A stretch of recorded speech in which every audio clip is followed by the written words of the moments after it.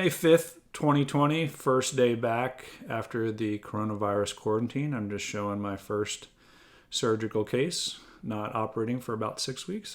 Wasn't rusty at all.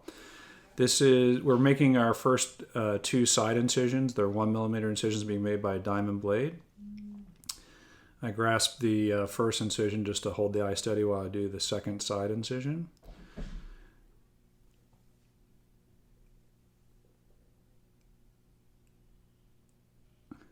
I'm now injecting some preservative-free lidocaine with epinephrine. Will dilate the pupil. Sometimes some physicians will use dilating drops ahead of time and dilate the eye, but this goes very quickly and dilates the eye well, and doesn't last as long as the drop versions of the dilating drops.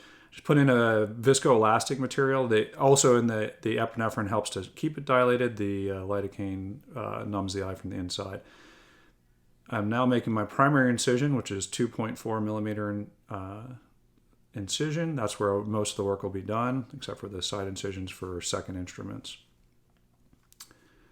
I'm now using, my assistant is just wetting the eye with balanced salt solution, kind of a sterile saline. And I take Utrata forceps, puncture the anterior capsule. The cataract is that the lens of the eye is clouded. And so we first remove that anterior capsule by tearing the opening in a circular fashion. It's called a continuous curvilinear capsulorhexis.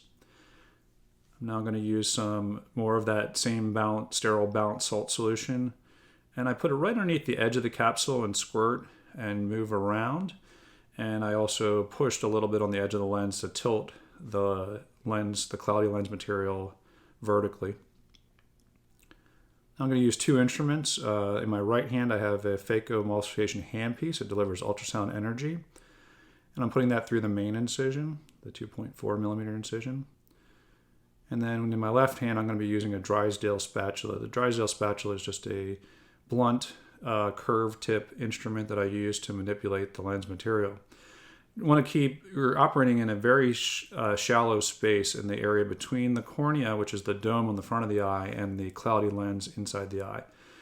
With my right foot, I'm controlling the foot pedal that's determining what the right-handed instrument does.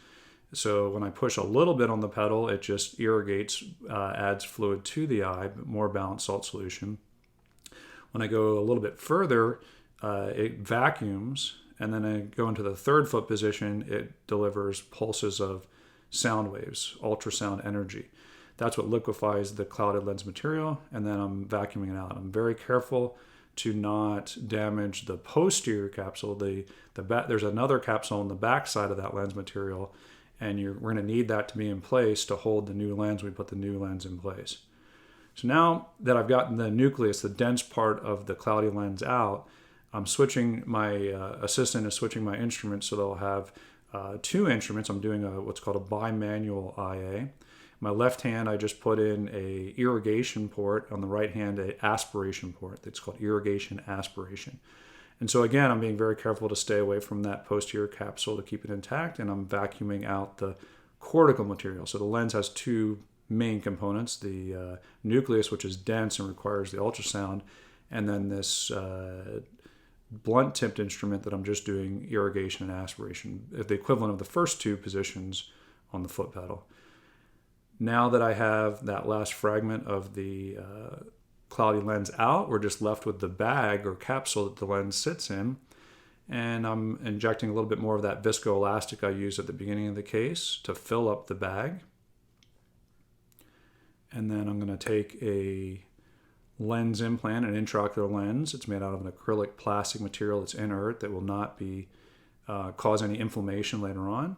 And then I have a screw type injector system where I'm injecting this new intraocular lens into the eye. This particular lens has both focusing power, and it's a multifocal lens so that it has built-in both distance and near vision.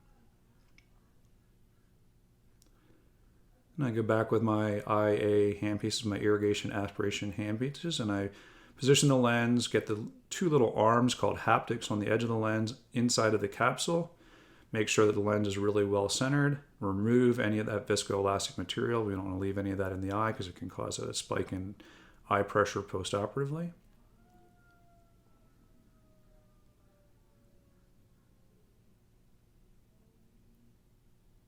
And now that the new lens is in place, well centered, we're going to just hydrate the edges of the incision. These are such small incisions and they're constructed in a way that they'll self-seal, but by squirting a little bit of water sideways or balanced salt solution sideways into the incision, it swells them a little bit and makes it a better seal. Now giving a preservative-free cefuroxime, which is an antibiotic that you inject in the eye. There's no preservatives. And this is what we call no-drop cataract surgery. It means there's not going to be any antibiotics or steroid drops afterwards. We're going to give a little bit of a steroid called Kenalog underneath the eyelid. And that's it.